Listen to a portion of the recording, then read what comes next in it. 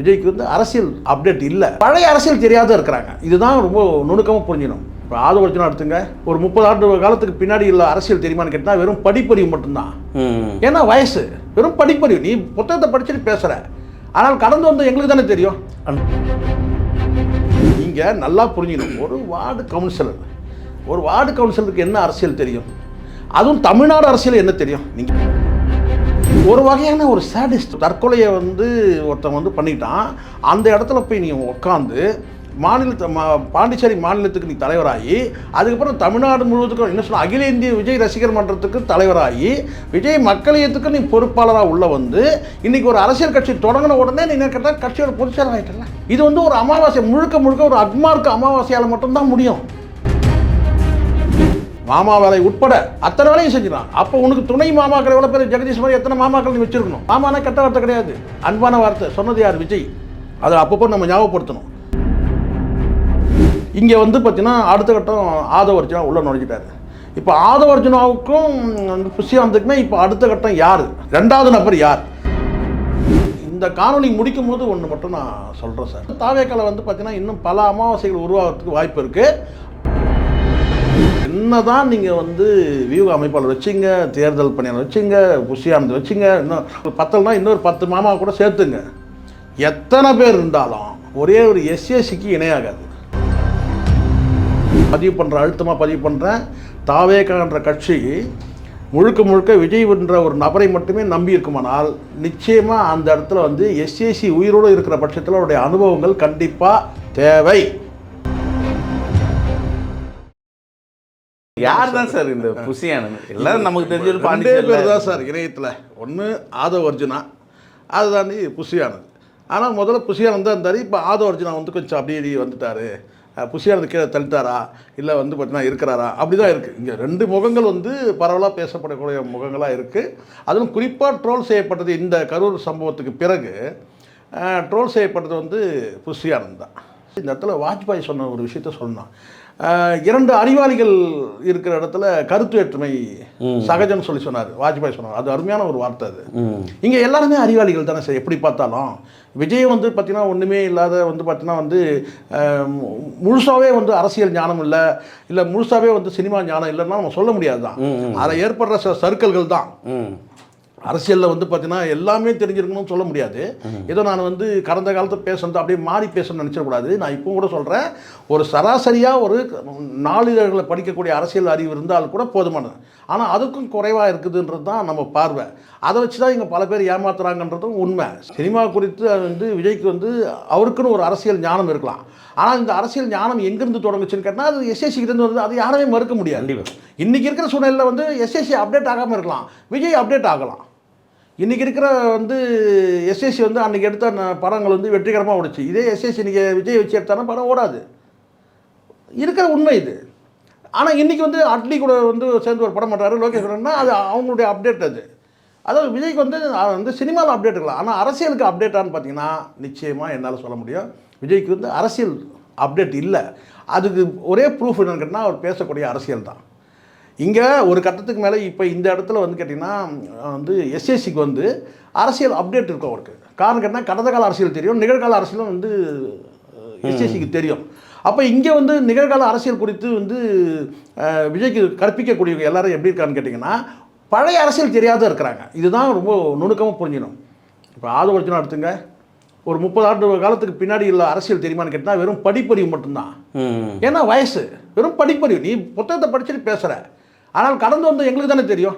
இப்போ விஜய் இப்போ எஸ்எஸ்சி வந்து கடந்த காலத்தில் வந்து பார்த்தீங்கன்னா ஒரு அண்ணா காலத்துலேருந்து அவர் கடந்து வந்திருக்கிறார், அவருக்கு தெரியும் அனுபவம் தான். அரசியல் இப்போ எனக்கும் தெரியும். ஏன்னா எங்கள் வேலையே வந்து பார்த்தீங்கன்னா வந்து கூர்ந்து அரசியலை கவனிக்கிறது மட்டும்தான் வேலையே இருந்துச்சு. எங்கள் ப்ரொஃபஷனலே அப்படி தான். அப்போ இந்த இடத்துல வந்து கேட்டால் விஜய்க்கு வந்து கடந்த கால அரசியலில் வந்து பார்த்தீங்கன்னா ஞானம் இல்லை, நிகழ்கால அரசியலில் அப்டேட் இல்லை.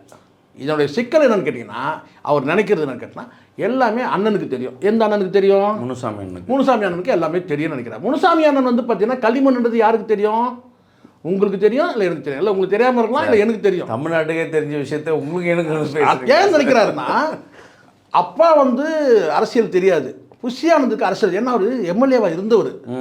இப்போ சில பேர் சொல்கிறது தானே எனக்கு எல்லாம் தெரியும், அப்படின்னு சில பேர் இல்லை நம்ம இருப்பாங்கல்ல. சாதாரணமாக பேசுகிறோம். வருங்கால முதலமைச்சர் பாண்டிச்சேரி அதுதான் சார் சொல்கிறேன். இப்போது நீங்கள் நல்லா புரிஞ்சுக்கணும். ஒரு வார்டு கவுன்சிலருக்கு என்ன அரசியல் தெரியும்? அதுவும் தமிழ்நாடு அரசியல் என்ன தெரியும்? நீங்கள் என்ன தான் இருந்தாலும் சார், நீங்கள் ஒரு வேற்று மாநிலத்துக்கு போனீங்கன்னு வச்சுக்கோங்க சார், அந்த வேற்று மாநிலத்துக்கு போனீங்கன்னா அங்கே நம்மளுடைய டோட்டல் கல்ச்சரை மாறின மாதிரி தெரியும். இப்போ உதாரணத்துக்கு நான் பாண்டிச்சேரி போயிருக்கேன். அங்கே வந்து பார்த்தீங்கன்னா டோட்டலாக உங்களுக்கு தெரியும், வந்து நம்ம ஸ்டேட்லேருந்து வேறு இன்னொரு ஸ்டேட்டுக்கு போன ஃபீலிங் இருக்கும். மொழி என்னவோ தமிழ் தான் கண்டிப்பாக. ஆனால் வேறு ஒரு ஸ்டேட்டில் வந்து நம்ம வந்து காலை வச்சுட்டோம்டா அப்படின்ற மாதிரி ஒரு ஃபீலிங் நமக்கு வந்துடும். ஏன்னா அங்கே உள்ள அரசியல் வாழ்க்கை, அரசியல்வாதிகள், அரசியல் நகர்வுகள் எல்லாமே அங்கே மாறிடும். இது எல்லா ஸ்டேட்டுக்கும் பொருந்தும். நீங்கள் மொழி பிரச்சனையே கிடையாது, மொழி கூட ஒரே மொழியாக இருக்கட்டும். ஆனால் அங்கே அது மாதிரி என்னென்னு கேட்டால், தமிழ்நாடு அரசியலை பொறுத்த வரைக்கும் கேட்டால் வந்து முழுக்க பூஜ்ஜியம் தான் வந்து புஷியானது. ஏதோ ஆதார் அட்டையை மாற்றிட்டா நீ தமிழ்நாட்டுக்காரன் ஆகிட முடியாது. ஆதார் அட்டையை மாற்றுறது கூட நீ தான் மாற்றிட்டு தவிர குடும்பத்தில் இருக்கவங்க யாரும் மாற்றிக்கல. அப்போ அதிலே தெரியலையா நீ முழுசாக வந்து தமிழ்நாட்டு வாசியே ஆகலை. யார்? புஷியானது.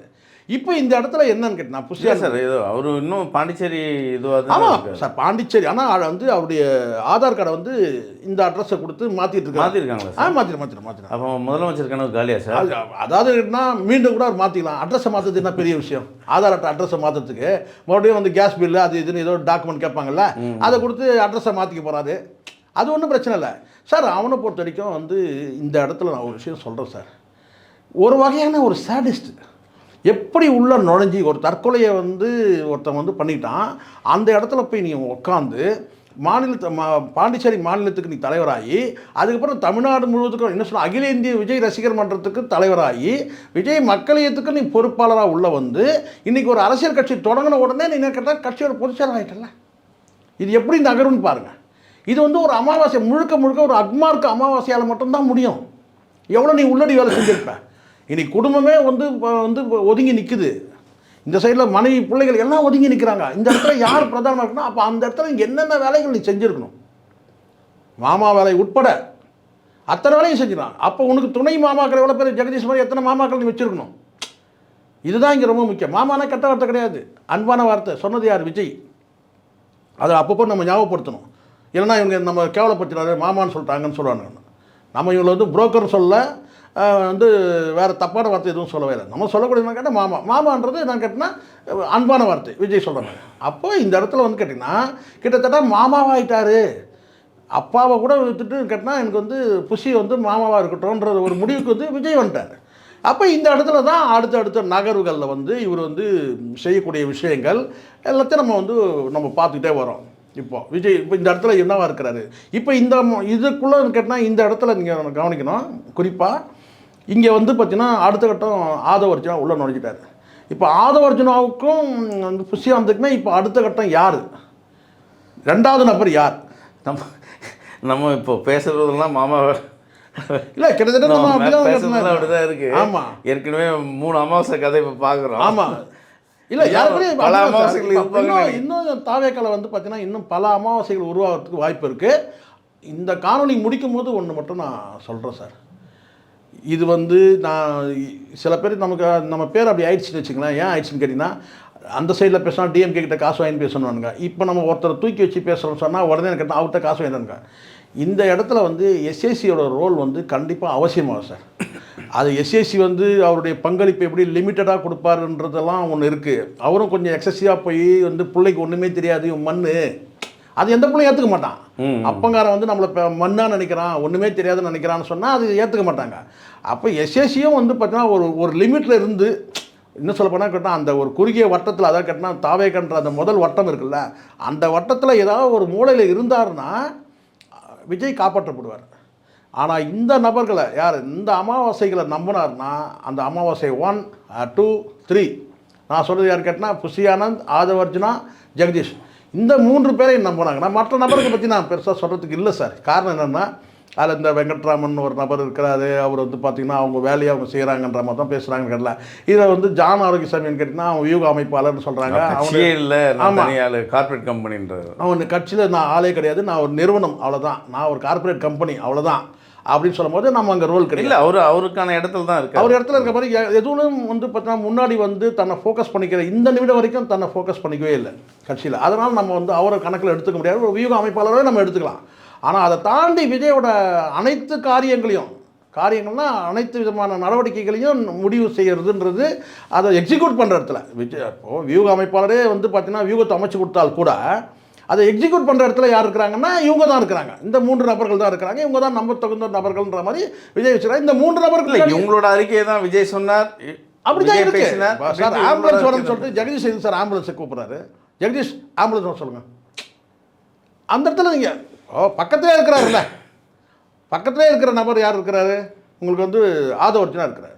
நீங்கள் அந்த இடத்துல ஜெகதீஷை கூப்பிடுறீங்க ஆம்புலன்ஸுக்காக. இப்படிலாம் நம்ம இருக்குல்ல. ஸோ என்னுடைய பார்வை கேட்டால் இந்த 3 நபர்களுக்கு பின்னாடி இருக்கிற நபர்கள் கணக்கில் எடுத்துக்கணும்.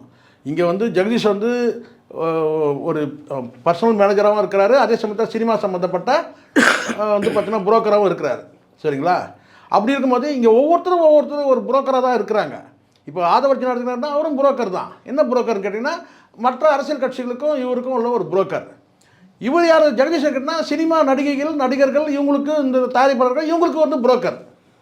அப்போ இந்த இடத்துல வந்து பார்த்தீங்கன்னா இவர் யார் இருக்கிறார் கேட்டால் இவர் எல்லாருக்கும் புரோக்கர்.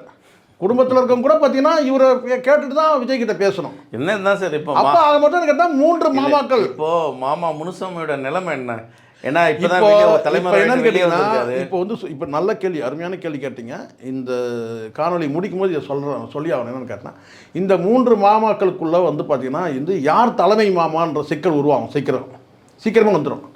இந்த நம்ம வந்து விஜய்க்கு வந்து பார்த்தீங்கன்னா யார் வந்து 3 பேருமே வந்து மாமாக்கள் வேலை செய்கிறாங்க. ஒருத்தர் வந்து இன்னொருத்தர் வந்து கேட்டால் வந்து பொலிட்டிக்கலாக வந்து புரோக்கர் வேலை. இன்னொருத்தர் வந்து பார்த்தீங்கன்னா சினிமா நடிகைகள் மற்றும் தயாரிப்பாளர் இந்த புரோக்கர். இந்த 3 புரோக்கரில் வந்து யார் வந்து முந்த போகிறாங்க, யாரை கீழே தள்ளுவாங்க எல்லாத்தையுமே நான் பார்த்துட்டு இருந்தேன். இப்போ இவனுக்கெல்லாம் வந்துட்டானுங்க. யார்? புஷியானுக்கு அதான் வருத்தானு கேட்டினா அப்பம் பொண்டாட்டி எல்லாத்தையும் தள்ளிட்டு நான் தான் எங்கள் முதல்ல இருந்தேன். இவனுக்கு என்னன்னா நேற்று வந்துட்டு இவன் ரொம்ப ஓவராக பேசுகிறான். யார்? ஆதவ் அர்ஜுனா. என்ன தான் ஆதவ் சார்னு சொன்னால் கூட ஆதவ் சார்னு சொன்னாலும் பின்னாடி நான் கேட்டேன்னா இவன் என்ன நேற்று வந்த பையன். இப்படி வந்து பார்த்தீங்கன்னா விஜய் வந்து கன்ஃபியூஸ் பண்ணுற இடத்துல இருப்பாங்க. ஆனால் அந்த 3 பேருமே விஜய்க்கு உண்மையான விசுவாசமாக இருப்பாங்களான்னு கேட்டால் நிச்சயமாக கிடையாது. தெரிஞ்ச விஷயம் தான் அந்த இடத்துல. ஆமாம். அதனால் வந்து கேட்டால் எஸ்ஏசி எவ்வளோதான் எஸ்ஏசி நீங்கள் வந்து வெறுத்துவதுனாலும் அவர் வந்து ஒரு விசுவாசியாக இருப்பார் அந்த இடத்துல வந்து. ஏன்னா விஜய்க்கு வந்து பார்த்தீங்கன்னா வேறு யாரும் இப்போ இவங்கெல்லாம் விலை போகிறதுக்கு வாய்ப்பு இருக்குது. தகப்பன் இவங்கெல்லாம் விலை போகிறதுக்கு வாய்ப்பு இருக்குது சார். ஏதாவது ஒரு சூழ்நிலையில் வந்து பார்த்தீங்கன்னா இந்த ஜெகதீஷாக இருக்கட்டும், இந்த ஆதவ அர்ஜுனா இருக்கட்டும், அல்லது இந்த பக்கம் புஷியானா இருக்கட்டும், ஒரு கட்டத்துக்கு மேலே ஏதாவது ஒரு விஷயத்தில் வந்து பார்த்தீங்கன்னா இவங்க வந்து விலை போகிறதுக்கான வாய்ப்பு இருக்குது, அல்லது வந்து விட்டு கொடுக்கறதுக்கான வாய்ப்பு இருக்குது. சில கேள்விகள் வருது இந்த இடத்துல. என்னன்னு கேட்டிங்கன்னா இவ்வளோ பிரச்சனைகள் நடந்த போதும் வந்து பார்த்திங்கன்னா வந்து இவங்களுக்குள்ளே வந்து கருத்து வேற்றுமை இல்லையா அப்படின்னா நிச்சயமாக உள்ளுக்குள்ளே இருக்குது. அந்த உள்ளுக்குள்ளே இருக்கு. சில பேர் தகவல் கூட சொல்கிறாங்க. என்னென்னு கேட்டால் இதில் 3 பேரில் யார் ஸ்லீப்பர் செல்லு? டிஎம்கேக்கு யார் ஸ்லீப்பர் செல்லு? பிஜேபிக்கு யார் ஸ்லீப்பர் செல்லு? இப்படி பல ஸ்லீப்பர் செல் யாருன்ற கேள்வியும் ஒரு பக்கம் விஜய் மண்டையில் ஓடிட்டு தான் இருக்குது. ஆனால் விஜய்க்கு வந்து பார்த்திங்கன்னா ஒரு கட்டத்துக்கு மேலே இதெல்லாம் தாங்குற அளவுக்கு சக்தி இருக்கா? இவ்வளோ சுமைகள், அரசியல் சுமைகள் வந்து பார்த்திங்கன்னா வந்து அடுத்தடுத்து வந்து பார்த்திங்கன்னா நீதிமன்ற அந்த என்ன சொன்ன வழக்குகள் சுமை, அரசியல் சுமை, இப்போ கூடுதலாக வழக்கு சுமைன்னு ஒன்று இருக்குது. அடிஷ்னலாக முன்னாடி அரசியல் சுமை மட்டும்தான் இருந்தது. இப்போ அரசியல் சுமையோடு சேர்ந்து வழக்கு சுமைன்னு ஒன்று இருக்குது. ஒன்றோடு ஒன்று பிணைஞ்சுது. இதுதான் கவனிக்கணும். இங்கே வழக்கு சுமையும் அரசியல் சுமையும் ஒன்றோடு ஒன்று பிணைஞ்சிருக்கு. அப்போ இதுலேருந்துலாம் வந்து பார்த்திங்கன்னா வந்து அவருக்கு வந்து ஒரு நம்ப தகுந்த ஒரு வட்டாரம் தேவை. இப்போது உதாரணத்துக்கு ஒரு எடுத்துங்க, ஜெயலலிதா அவர்கள் வந்து பார்த்தீங்கன்னா ஷோ தான் வந்து வியூக அமைப்பாளர், அப்படி தான் நம்ம சொல்லணும். ஷோ வந்து இன்றைக்கி தான் காசு வாங்கின வியூக அமைப்பாளர். இன்றைக்கி வந்து பார்த்திங்கன்னா வந்து ஷோ வியூகம். ஆனால் ஷோ சொல்லக்கூடிய விஷயத்தை எக்ஸிக்யூட் பண்ணுறதுக்கு ஒரு பின்னாடி ஒரு பெரிய குடும்பம் இருந்துச்சு. அதுவும் விசுவாசம் உள்ள குடும்பமாக இருந்துச்சு. யார் அது? சசிகலா குடும்பம். இது எல்லாரும் மறுக்க முடியாது, யாருமே மறுக்க முடியாது. அதில் அவங்க பலன் அடைகிறாங்க அடையலைன்றதெல்லாம் 2வது விஷயம். பலன் அடைஞ்சதெல்லாம் உண்மை தான். ஆனால் மிகப்பெரிய ஒரு குடும்பம் இருந்துச்சு, மன்னார்குடி குடும்பம் பின்னாடி இருந்துச்சு. ஆனால் இன்றைக்கி வந்து பார்த்திங்கன்னா விஜய்க்கு வந்து யார் இருக்கிறான்னு கேட்டிங்கன்னா எல்லாமே வந்து பார்த்திங்கன்னா சுயநல கூட்டமாக இருக்குது. ஒட்டுமொத்தமாக ஒரு கட்டத்துக்கு மேலே விஜய் கை விட்டுருவானுங்க. அந்த மாதிரி கும்பல் இது எல்லாமே. அது ஆதவ அர்ஜுனா எடுத்துக்கிட்டோம், வந்து புஷியானந்தா எடுத்துக்கிட்டோம், ஜெகதீஷா இருக்கட்டும். அப்போ இந்த இடத்துல வந்து பார்த்தீங்கன்னா கண்டிப்பாக வந்து எஸ்ஏசி மற்றும் ஷோபா, அதுக்கப்புறம் சங்கீதா, இந்த குடும்பம் இருக்கணும். அதான் நீங்கள் சொன்ன மாதிரி விஜய் மேலே அவ்வளோ பாசம் இருந்தால் புஷியானந்துக்கு களத்தில் நின்று அந்த வழக்கை அவர் பார்த்துக்கலாம் இந்த இல்லையா? வழக்கில் வந்து பார்த்தீங்கன்னா நீங்கள் கைதே பண்ணியிருந்தாலும் நீங்கள் உள்ளே போயிருக்கணும் சார். அவசியமே இல்லை சார். இதுக்கு ஏன் சார் தலைமறைவாகணும்? Okay okay. ஒரு பிரச்சனை வரும்போது எல்லாரும் விட்டுட்டு ஓடிட்டீங்க. இது என்ன கௌரவம் இருக்குது? இந்த அரசியல் தான். நீங்கள் வந்து இப்போ நான் கேட்குறேன், நாளைக்கு இன்னொரு வழக்கு வராதா? நாளைக்கே ஒரு வழக்கில் கைது பண்ண முடியாதா? கைது பண்ணுற ஐடியாவே அவங்களுக்கு இல்லை. யாருக்கு இல்லை? திமுக அரசு கைது பண்ணுற நடவடிக்கைனாக்கா உங்களை தூக்கிட முடியாதா? ஓவர் நைட்டில் தூக்கிட முடியாதா? அவங்களுக்கு அந்த நோக்கமும் கிடையாது. அரசுக்கு வந்து பார்த்திங்கன்னா வழக்கு சட்டப்பூர்வமான நடவடிக்கை எடுக்கணுன்றது இருக்க தவிர, நீதிமன்றத்தில் ஒரு ரெமெடி தேடி போகிறாங்கன்னா அப்போ உடனே நெருக்கடி கொடுத்து இவங்களை கைது பண்ணணுன்ற நோக்கம் கிடையாது. சட்டப்படி நடவடிக்கை எடுக்கணுன்ற நோக்கம் இருக்கலாமே தவிர, நீதிமன்றத்துக்கு அவங்க வந்து ஒரு பிணை கேட்டு போகிறாங்க, முன்பிணை கேட்டு போகிறாங்கன்னா அதுக்குள்ளே இவங்களை கைது பண்ணி உள்ளத்துக்கு வச்சிடணுன்ற அந்த நோக்கம் அவங்க இல்லை. விஜய் வந்து பேசின பேர் கூட நிதானத்தை தான் கடைபிடிச்சாங்க. விஜய் வந்து என்ன சொன்னார்? சிஎம் சார் என்ன வந்து பார்த்தீங்கன்னா வந்து நீங்கள் நடவடிக்கை எடுத்துங்க, அவங்க விட்டுருங்கன்னு சொன்னதுன்னா அவங்களுக்கு வந்து கோவப்படுத்தலை, உஷ்ணப்படுத்தலை, ஒரு பரிதாப பார்வை தான் இருந்தது. Okay okay. இது உண்மை. இவன் மேலே வந்து கேட்டால் வந்து ஒரு கரிசன பார்வை தான் இருந்தது தவிர, இந்த மாதிரி ஒரு சம்பவம் நடந்துருச்சு அப்படின்றது வந்து கேட்டால் வந்து ஒரு மோசமான ஒரு இன்சிடெண்ட் வந்து நடந்துருச்சு, ஒரு ஆக்சிடெண்ட்டாக நடந்துச்சுன்ற அந்த பார்வை. ஆனால் உண்மையிலே பழி வாங்கணும், உள்ளத்துக்கு விஜய் அரெஸ்ட் பண்ணணுன்றதோ அல்லது புஷியானந்த் அரெஸ்ட் பண்ணணுமோ இல்லை மற்ற அரெஸ்ட் பண்ணணுன்ற நோக்கம் கிடையாது. நீதிமன்றத்தில் நீங்கள் வந்து முன்பினை கேட்கும்போது கேட்டால் நீதிமன்றம் வந்து அதுக்கான முடிவு எடுக்கட்டும்ன்ற அந்த ஒரு காத்திருப்பு தான் இருந்ததை தவிர, இந்த திமுக அரசுக்கு உங்களை வந்து பழி வாங்கணும், உள்ளத்துக்கு வைக்கணுன்றதில்ல. ஏன்னா உங்களுடைய அத்தனை நடவடிக்கையும் நீங்கள் உஷ்ணப்படுத்தினா கூட அவங்க நிதானத்தை கடைபிடிச்சாங்க. அது காரணம் அரசியல் முதிர்ச்சி. இப்போ விஜய் போகிற இடம்லாம் மாமா முனுசாமியை இட்டுன்னு போவாரா கூட்டின்னு? இப்போ அதுதான் இப்போ என்னன்னு கேட்டால், அவர் சொன்ன மாதிரி நான் இட்டுக்கின்னு போயிட்டேன். எனக்கு நான் சொல்கிறேன் சார், இந்த இடத்துல விஜய்க்கு நம்ம ஆலோசனை சொல்கிற அளவுக்கு வந்து நம்ம ஆள் கிடையாதுங்க. ஏன்னா விஜய்க்கு வந்து பக்கத்தில் ஒரு வியூக அமைப்பாளர், மிகப்பெரிய வியூக அமைப்பாளர் இருக்கிறாரு. இன்னொருத்தர் தேர்தல் காலத்தில் இருக்கக்கூடிய ஆதவ அர்ஜுனா வந்து தேர்தல் கால முதன்மை செயலாளர் இருக்கிறாரு. நம்ம அப்படியே நம்ம காணொலி எடுத்து பார்த்தா விஜய் நம்ம பேசுறதெல்லாம் கேட்டுருந்தா என்ன நல்லா கட்சி. அதுதான் எல்லாரும் சொல்கிறாங்க. இப்போ ஒருத்தர் சொன்னார், நேற்றுக்கு சொன்னார், சார் நீங்கள் ஒரு 10 சேனலில் நீங்கள் வந்து பேசுனீங்க, அதெல்லாம் கேட்டிருந்தாலே வந்து பார்த்தீங்கன்னா விஜய் உஷாராகிருப்பார், இன்னும் கூட பேசிட்டு தான் இருக்கிறீங்க. நீங்கள் சொல்கிறதுலாம் விஜய்க்கு நெகட்டிவாக பேசுகிற மாதிரி இருக்குது. ஆனால் அதே சமயத்தில் ஒரு பாசிட்டிவாக வந்து நீங்கள் பேசுகிற மாதிரி இருக்குது. ஆனால் பார்க்குறவங்க நெகட்டிவாக இருக்கணும். ஆனால் நீங்கள் நெகட்டிவ்னா எடுத்துங்க, பாசிட்டிவ்னா எடுத்துங்க. நான் பேசுறது உண்மையை பேசி நம்ம நடக்கிறத காரணம் என்னன்னு கேட்டிங்கன்னா, சார் இங்கே டிஎம்கேக்கு ஒரு பெரிய லிஸ்ட்டு இருக்குது சார். யாரெல்லாம் திமுக ஆதரித்து பேசுகிறவங்க அப்படின்னு ஒரு லிஸ்ட்டு இருக்குது. அதே மாதிரி அதிமுக யாரெல்லாம் ஆதரித்து பேசுகிறாங்க ஒரு லிஸ்ட்டு இருக்குது. அந்த 2 லிஸ்ட்லேயுமே நம்ம கிடையாது. இது சத்தியமான உண்மை, எல்லாருக்கும் தெரியும். ஆனால் இப்போ சரி, இந்த டிவிக்கு ஒரு லிஸ்ட் இருக்குல்ல, அந்த லிஸ்ட்லேயே நம்ம கிடையாது. ஜானுக்கு நல்லா தெரியும். நான் வந்து பார்த்தீங்கன்னா உடனே இப்போ வந்து விஜய் கூப்பிட்டாரு, விஜய் உங்கள் வீடியோ பார்த்து ரசிக்கிறாருன்னு சொன்ன உடனே சார் விஜய் கூட சேர்ந்து ஒரு ஃபோட்டோ சார், ஒரு ஃபோட்டோ அப்படின்னு நம்ம கேட்கல. ஒரே வார்த்தை கேட்டேன், கட்சியில் சேருங்கன்னு சொல்லும்போது என்ன சொன்னேன், சார் கட்சியெலாம் வேண்டாங்க, நீங்கள் நடவடிக்கை நீங்கள் வந்து அவருக்காக நீங்கள் வேலை செய்கிறீங்க, அதில் வந்து என்ன பார்த்தீங்கன்னா வந்து ஒரு சப்போர்ட்டாக நம்ம வேணால் இருக்கலாம். ஆனால் அது கூட உடன்பட்டாதான் நம்ம தப்பெல்லாம் ஆதரிக்க முடியாது. அதில் ஜான் வந்து என் குறித்த பார்வை வந்து ஜானுக்கு நல்லா தெரியும். அவர் சொல்லுவார் என்னன்னு கேட்டால், சார் நீங்கள் 1-2 வார்த்தை கொஞ்சம் முன்ன பின்ன இருக்குது சார், ரொம்ப அவன் இவன்லாம் பேசுங்க சார். அது நான் சொல்லிட்டேன், அது வந்து நான் திட்டமிட்டு பேசுறது கிடையாது. சில நேரம் உரிமையிலையும் வந்துடும். திட்டமிட்டு வன்மத்தோடு யாரையுமே நான் அவன் இவன் பேசுறது கிடையாது. இயல்பாக அது வந்துடுமே தவிர எனக்கு வந்து அதில் உள்நோக்கத்தோடு வந்து அசிங்கப்பட்டு அவமானப்பட்ட நோக்கம் கிடையாது. எனக்கு விஜய் பத்திரிக்கை என் தம்பி அப்படி தான் நான் பேசியிருக்கேன்னு தவிர, தப்புனா தப்புன்னு சொல்லுவேன், அவ்வளோதான். அது என் பிள்ளைய செஞ்சாலும் தப்புனா தப்பு தான், என் அப்பா செஞ்சாலும் தப்புன்னு சொன்னவன் நான். ஸோ நானே தப்பு செஞ்சேன்னா கூட பார்த்தீங்கன்னா பகிரங்கமாக மன்னிப்பு கேட்டுப்பேன். நான் வந்து பார்த்தீங்கன்னா அதுக்கு நான் தயங்கந்தே கிடையாது. அந்த வந்து அதனால் எனக்கு வந்து என்னையும் நான் தண்டிச்சு எனக்கு அதெல்லாம் இருக்குது தப்பு செஞ்சேன்னா. ஸோ அதனால் வந்து பார்த்திங்கன்னா வந்து எனக்கு வந்து அதில் உடன்பாடு இல்லை சார். நான் சொல்லிட்டேன், அப்போ நான் ஆரம்பத்தையும் முடிச்சுட்டேன், அவருக்கு தெரியும். இப்போ நான் சொல்ல வர்றது என்னென்னு கேட்டிங்கன்னா, இந்த இடத்துல என்ன தான் நீங்கள் வந்து வியூக அமைப்பாளர் வச்சுங்க, தேர்தல் பணியாளர் வச்சுங்க, புஷியானந்த் வச்சுங்க, இன்னும் ஒரு 4 மாமாக்கள் கூட சேர்த்து வச்சுங்க, இன்னும் இந்த 3 மாமா உங்களுக்கு பத்தலைனா இன்னொரு 10 மாமா கூட சேர்த்துங்க. எத்தனை பேர் இருந்தாலும் ஒரே ஒரு எஸ்எஸ்சிக்கு இணையாகாது. எஸ்எஸ்சிக்கிட்ட வந்து சில குறைகள் இருக்கலாம், தன் பிள்ளைக்கு எதுவுமே தெரியாதுன்ற அந்த பார்வை, அது எல்லா அப்பன்கிட்ட இருக்கிற பலவீனம். ஆனால் இந்த சூழ்நிலையில், இப்போ இருக்க சூழ்நிலையில் வந்து இனிமேலும் நீங்கள் எஸ்எஸ்சியை நீங்கள் புறக்கணிச்சிங்கன்னா இதை விட ஏதோ ஒரு சிக்கல் உங்களுக்கு இருக்குன்றது தான் என் பார்வை. காரணம் என்னென்னு கேட்டிங்கன்னா, அரசியல் ரீதியாக உங்களுக்கு எத்தனை சிக்கல்கள் வந்தாலும் எஸ்எஸ்சி அதை அணுகக்கூடிய விதம்னு ஒன்று இருக்குது. அதுக்கு காரணம் கேட்டிங்கன்னா அவருடைய லாபி. இன்றைக்கி வந்து ஆதவ அர்ஜுனா கிட்ட வந்து பிஜேபி லாபி இருக்கலாம், அல்லது வந்து பார்த்தீங்கன்னா புஷியானந்துக்கு வந்து பாண்டிச்சேரி லாபி இருக்கலாம், இல்லை இவங்க கூட இருக்கிற ஜெகதீஷுக்கு வந்து பார்த்திங்கன்னா சினிமா நடிகைகள் சினிமா துறையில் இருக்கிற லாபிகள் இருக்கலாம். ஜான் ஆரோக்கியசாமிக்கு வந்து பார்த்திங்கன்னா வந்து ஜார்ஜ் புஷ் வரைக்கும் என்ன சொல்கிறது வந்து புட்டின் வரைக்கும் வந்து பார்த்திங்கன்னா வந்து ட்ரம்ப் வரைக்கும் கூட வந்து லாபி இருக்கலாம். ஆனால் எஸ்ஏசி கிட்ட இருக்கிற லாபி வேறு. அது வந்து அரசியல் அனுபவன்ற அந்த லாபி. நீங்கள் சொல்லிக்கலாம் எனக்கு வந்து பார்த்தீங்கன்னா எனக்கு இவனை தெரியும் அவனை தெரியும், நான் இவர்கிட்ட பேசுகிறேன் அவர்கிட்ட பேசுகிறேன். நீங்கள் வந்து எஸ்ஏசி நீங்கள் புறந்தள்ளிங்கன்னா விஜய்க்கு அது பாதிப்பு சார். அது ஓப்பனாக சொல்கிறேன்.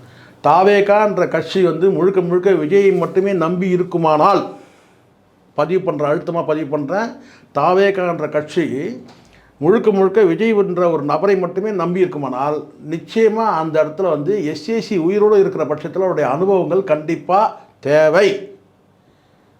அதை தாண்டி நீங்கள் அடுத்தது வந்து பார்த்தீங்கன்னா இந்த நபர்கள்லாம் நீங்கள் நம்புறீங்கன்னா 2வது இடத்துல வர்றதுக்கு போராடுறானுங்க இவனுங்கெல்லாம். ஒரு கட்டத்தில் வந்து நான் ரொம்ப சீரியஸாக சொல்கிறேன், எப்படி வந்து என்டி ராமராவுக்கு வந்து பார்த்தீங்கன்னா 9 பிள்ளைகள் இருந்து கூட அந்த கட்சி எப்படி மருமகன்கிட்ட போச்சு? நான் ஒரே கேள்வி தான் நான் வைக்கிறேன். என்டி ராமராவ்ன்ற வந்து ஒரு பெரிய ஆளுமை, எப்படி 9 பிள்ளைங்க இருந்தாங்க அவருக்கு. அந்த 9 பிள்ளைங்கிட்ட வந்து பார்த்தீங்கன்னா அந்த கட்சி போகவே இல்லை, ஆனால் மருமகன் கிட்ட போச்சு கட்சி. இதை கவனமாக எடுத்துக்கணும். இதுதான் ஒரு உதாரணம்.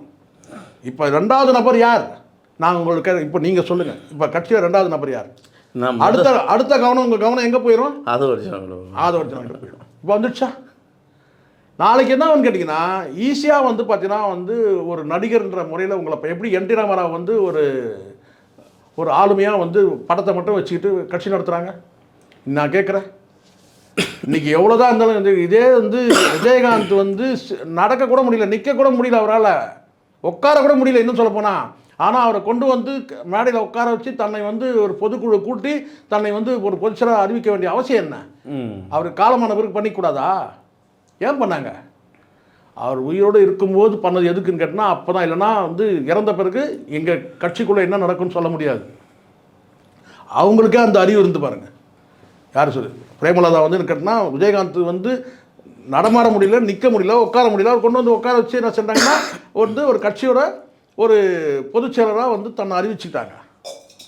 அது மாதிரி என்னென்னு கேட்டால் இங்கே வந்து பார்த்திங்கன்னா விஜய்க்கு வந்து பார்த்திங்கன்னா குடும்பம் கூட இருக்கிறது அவருக்கு வந்து நல்லது, அவருடைய ஆயுளுக்கும் நல்லது. குடும்பம் கூட இருக்கிறது. குடும்பம்னா நான் சொல்கிறது அப்பா அம்மாவும் மனைவி எல்லாரும் சேர்ந்து இருந்தாங்கன்னா விஜய்க்கு வந்து பாதுகாப்பு. அவ்வளோதான் நான் இந்த இடத்துல சொல்ல முடியும். அதை நீங்கள் வந்து விஜய் தவிர்த்துக்கூடாது. நாளைக்கு நான் சொல்கிறேன் சார், இதே இளைஞர் இப்போ நான் கேட்குறேன், அந்த கட்சியில் வந்து எவ்வளோ போஸ்டிங் போட்டிங்கள்ல, இந்த தாவ கலக்கிற அத்தனை பேர்ட்டும் கேட்குறேன். நீங்கள் வந்து திமுகவுக்கு நாங்கள் தான் மாற்று, அதிமுகவுக்கு நான் தான் மாற்றுலாம் சொல்கிறீங்க. இன்னும் சொல்ல போனால் நீங்கள் வந்து அதிமுகலாம் சொல்லவே இல்லை, திமுகவுக்கு நாங்கள் தான் மாற்று, நாங்கள் தான் மாற்று. திமுகவில் இளைஞரணி தலைவர்னு ஒரு பதவி இருக்குது, இளைஞரணின்னு தலைவர்னு ஒரு பதவி இருக்குது திமுகவில். உங்களை யார் அதையாவது அறிமுகப்படுத்துங்க. ஜேசன் சஞ்சய் கொண்டு வாங்க, ஒன்றும் தப்பு ஒன்றும் கிடையாதுல்ல. இப்போ கொண்டு வந்தால் நம்ம வந்து வாரிசு அரசியல் பேசுகிறாங்க. நீங்கள் எப்படி பார்த்தாலும் இங்கே வாரிசு அரசியல்லாம் வந்து தப்பான விஷயமே கிடையாது, கெட்ட வார்த்தையும் கிடையாது. வாரிசு அரசியல்ன்றது கெட்ட வார்த்தை கிடையாது. இப்போ ஜேசன் சஞ்சய் கொண்டு வாங்க. அப்பாவை கொண்டு வந்தால் உங்களுக்கு சிக்கல் எது? அப்பா கட்சி ராத்திரியாக வந்து அப்பா வந்து ராத்திரியாக கட்சியை கொண்டு போயிடுவார். அப்போ பிள்ளைய கொண்டு வாங்க. அதானே சார் பண்ணணும். எல்லா கட்சியிலும் நீங்கள் எல்லாத்தையும் விட்டீங்கன்னா எவனோ ஒருத்தன் வந்து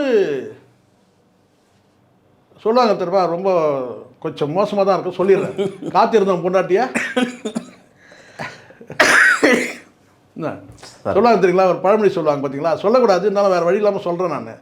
காத்திருந்தோம் பொண்டாட்டியா நேற்று வந்து தள்ளிட்டு போயிட்டாங்க. அந்த மாதிரி கேட்டால் இவ்வளோ காலம் கஷ்டப்பட்டு இவ்வளோ கல்ட்டாக்கி உங்களை வந்து பார்த்தீங்கன்னா ஒரு பெரிய நடிகனாக உருவாக்கி, அதுக்கப்புறம் ஒரு ரசிகர் மன்றத்தை உருவாக்கி, விஜய் மக்கள் இயக்கத்தை உருவாக்கி, அதை வந்து அரசியல் கட்சி ஆக்கி, அந்த அரசியல் கட்சியை வந்து பார்த்தீங்கன்னா வந்து யாரோ ஒருத்தன் வந்து அள்ளின்னு போன மாதிரி ஆகிடும். ஆனால் நான் இந்த பழமொழிக்கு நான் ஒத்துக்க மாட்டேன். நீங்கள் ஒத்துக்கிறீங்களா இல்லையா சார்? வேறு மாதிரி தான் நடக்குது. அதுதான் சார் இங்கே. ஏன்னா அந்த மாதிரி நபரை சுற்றி இருக்கலாம் மாமா பசங்க தானே இருக்கிறானுங்க. நாளைக்கு என்ன செய்வானுங்க? பேசிகிட்டே இருந்தாருங்க வந்து பார்த்தீங்கன்னா நல்லா தாங்க, எல்லாம் ஜாலியாக உட்காந்து பேசிகிட்டு இருந்தாங்க, திடீர்னு போனாருங்க, அதுக்கப்புறம் எழுந்துக்கவே இல்லைங்கன்றானுங்க. அப்படிலாம் ஆயிடும் சார். இன்னைக்கு என்ன சார் நான் விளையாட்டை சீரியஸாக சொல்லிட்டு இருக்கிறேன். இது வந்து மிகப்பெரிய மக்கள் இயக்கம். கண்டிப்பாக. நீங்கள் வந்து பார்த்தீங்கன்னா இன்றைக்கி வந்து ஒரு ரசிகர்களாக கூட பார்க்க வந்த ஒரு விஜய் என்ற நடிகனை பார்க்க வந்த கூட்டமாக கூட இருக்கட்டும். ஆனாலும் ஏதோ ஒரு கும்பல். ஏன் சார் இன்னைக்கு எவ்வளோ பெரிய ஆளுமை அதிமுக, அடுத்தது எம்ஜிஆருக்கு அடுத்தது அதிமுக ஒரு கட்டுக்கோப்பாக வச்சிருந்த ஒரு ஆளுமை, அப்படி பார்த்தா ஒரு கண்ணசையில் எல்லாம் நடக்கும். இன்றைக்கி அவங்க எப்படி இறந்தாங்கன்னே தெரியாது. அதுதான் நான் சொல்கிறேன். இன்றைக்கி பல நம்ம சில விஷயங்களை வெளிப்படையாக பேச முடியல. இது அறிவார்ந்த எஸ்எஸ்சி போன்றவர்கள் புரிஞ்சுப்பாங்க. ஏன் விஜய் கூட புரிஞ்சுக்கிறதுக்கு வாய்ப்பு இருக்குது. இன்னும் கூட சில பேர் புரிஞ்சுப்பாங்க. இந்த தாவேக்கால இருக்கிற கட்சியில் இருக்கிற வந்து அறிவார்ந்த நபர்கள் யாராவது இருந்தாங்கன்னா புரிஞ்சுப்பாங்க. ஜானுக்கு நல்லாவே தெரியும். நான் ஜானுக்கு அப்பப்போ குத்திக்கிட்டே இருப்பேன். இது நாளைக்கு இன்னொரு சார் கார்பரேட் கம்பெனி என்கிட்ட சொன்ன நபர் ஜான் என்ன சொன்னாருன்னு கேட்டிங்கன்னா, சார் நாளைக்கே தூக்கி போட்டாக்கா யார் விஜய் நாளைக்கே தூக்கி போட்டாக்கா புஷியை வந்து குப்பை தூக்கி போடுவாரான்னு கேட்டேன். இவ்வளோ நேரத்தும் தூக்கி போட முடியலல்ல. இப்போ புரிஞ்சுக்கணும். அதுதான் தூக்கி போட்டால் தானே தூக்கி போட்டால் இதுதான் நாங்களும் பேசியிருந்தோம். ஏன் சசிகலாவை அம்மா பின்னாடியே வச்சுருக்காங்க? நிறைய கேள்விகள் வருது. ஏன் அவங்க அவ்வளோ கேள்விகளையும் பொறுத்துன்னு கூட வச்சுருக்காங்க?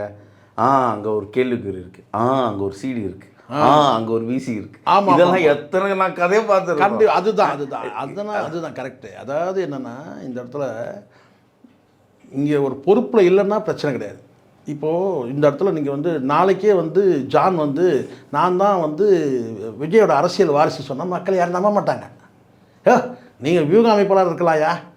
ஏன்னா எங்கள் தலைவர் வந்து உன்னை பற்றி ஏதாவது பேசியிருக்காரா, இல்லை உங்கள்கிட்ட ஏதாவது நின்று இருக்கிறாரா, நீங்கள் காட்டலாம் நீங்கள். ஆனால் இவங்க அப்படி கிடையாது. இன்றைக்கி வந்து புஷியானதாக இருக்கட்டும், ஆதவர்ஜனாலும் கேட்டால் தன்னை 2வது நபராக காட்டிக்கிறாங்க. நீங்கள் அங்கே வந்து ஜான் ஆரோக்கியசாமி யாருமே தெரியாது. நீ வரவும் உனக்கு எண்ணமும் கிடையாது. அது வேறு விஷயம். எனக்கு தெரியும், நல்லா தெரியும். ஜானுக்கு அந்த எண்ணம் கிடையாது. வியூக அமைப்பாளர் இருந்துட்டு போயிடணுன்ற எண்ணம் தவிர தன்னை வந்து ஃபோக்கஸ் பண்ணிக்கின்ற எண்ணமே கிடையாது. அது நல்லா எனக்கு தெரியும். ஆனால் நீ 2வது ஆளாக நீ வந்து நீ என்ன தான் பேனரில் வரலாம் கூட அவன் என்ன நினைக்கிறான் தெரியுங்களா? ஜானு அவனுக்கு ஒரு எண்ணம் இருக்கிறான்னு கேட்டேன். சார் பேனரில் போஸ்டரில் வந்தால் தானே சார் 2வது ஆள் தெரியும். நான் முதல்ல கேள்வி ஆரம்பிக்கும் போது இப்படி தான். அதுதான் பேனர். அது சார் பேனரில் போட்டோ கிடையாது சார், இதெல்லாம் கிடையாது. ரைட், எல்லாமே கிடையாது. ஆனால் இன்றைக்கி தாவேகா தொண்டர்கள் மத்தியில் ஆதவ் அர்ஜுனான்ற பிராண்டு, ஆதவ் அர்ஜுனா ஒரு பிராண்டு இன்றைக்கி தாவேகா கட்சியில். இப்போ புரியுதுங்களா? இதுதான் இங்கே முக்கியமானது. அங்கே ஒரு இமேஜ் உருவாகுது இல்லை. ஏற்கனவே புஷியானந்த் இருந்தார். புஷியானந்த் பேனர்லேயே போஸ்டர்லேயே கிடையாது. இப்போ வந்து இப்போ யாருக்குறைய 2 கோஷ்டி ஆயிடுச்சுன்னு கூட வச்சுக்கலாம்னு வச்சுக்கலாம். ஆனால் புஷியானந்த் வந்து பார்த்தீங்கன்னா தண்ணீரை போட்டு பிஸ்கெட் மாதிரி சாப்பிட்ருவான். யார்? ஆதவ். ஏன்னா அவன் டேலண்ட் அந்த மாதிரி. இப்போ என்ன சொல்கிறாங்க கேட்டால் பாருங்கள் சார், ஓவர் நைட்டில் இங்கேருந்து தனி ஃப்ளைட்டில் போய் தலைவருக்கு வெற்றியை தேடி கொடுத்துட்டாரு. அப்போது உங்கள் தலைவர் எதுவுமே பண்ணலையடா அப்படின்னு கேட்டேன். எங்கள் தலைவர் பண்ணார் சார். என்ன பண்ணார்? என்ன பனையூர்லேருந்து பட்டணப்பாக்கம் போனார், பட்டணப்பாக்கத்துலேருந்து பனையூருக்கு வந்தார், அவ்வளோதான் எங்கள் தலைவர் பண்ணார். ஆனால் இவர் அப்படி கிடையாது. தனி ஃப்ளைட்டில் இங்கேருந்து டெல்லிக்கே போய் எல்லாத்தையும் பண்ணிட்டு வந்துட்டார். தலைவருக்கு வெற்றியை தேடி கொடுத்துட்டாரு. இப்படி ஆயிடுச்சு பாருங்கள். அப்போ புரியுதுங்களா? ஆனால் இதுக்கு பின்னாடி வந்து ஆதரவர்ஜனா பவர் கிடையாது, விஜயோட பவர் தானே சார். ஒன்று நல்லா தெரிஞ்சுங்க, விஜயோட பவர் நல்லா பண்ணிங்க. ஓட்டிங் விஜயோட பவர் எல்லாம் ஓட்டிங் பவர் தான், வேறு ஒன்றுமே கிடையாது. ஓட்டிங் பவர்னு சொல்லலாம். விஜய் ஒரு கல்ட்டு, ரசிகர்லாம் கொண்டாடுறாங்க. ஆனால் இன்றைக்கி அந்த மக்கள் மத்தியில் என்ன பேசப்படுது? தாவேகா தொண்டர்கள் தரப்பில் வந்து பார்த்தீங்கன்னா வந்து ஆதவர்ஜனா தான் சார். இது எனக்கு ஒரு இதில் ஒரு சந்தேகம் சார். இப்போ ஆதவர்ஜனா தனியாக இப்போ கட்சியாக தொடங்கினா இந்த கூட்டம் இருக்குமா? இல்லை இங்கே இது புரிஞ்சுங்க. இப்படி ஒரு கேள்வி கேட்டால் அதுக்கு பதில் நான் இப்படியே போயிடுறேன். காங்கிரஸில் வந்து இவர் இருக்கிறார். யார்? காங்கிரஸில் இருந்தவர் தான் உங்களுக்கு தெரியும், சந்திரபாபு நாயுடு. என்டி ராமராவ் தனியாக கட்சி தொடங்கிறார். உடனே வரவே இல்லை, காங்கிரஸில் தான் இருக்கிறார்.